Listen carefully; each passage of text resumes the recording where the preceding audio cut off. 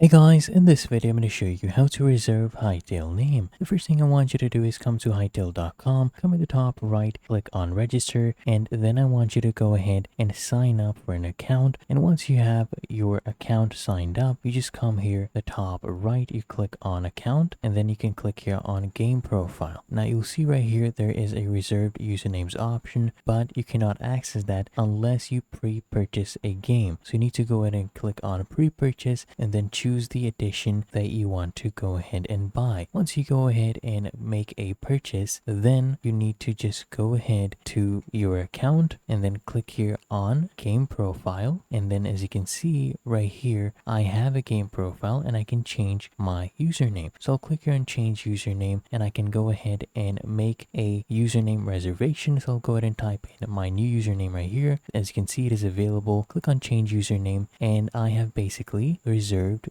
this username, as you can see, and that is how to reserve Hytale name. If you found this helpful, I would appreciate as well if you would like and subscribe to the channel. It helps me out as well.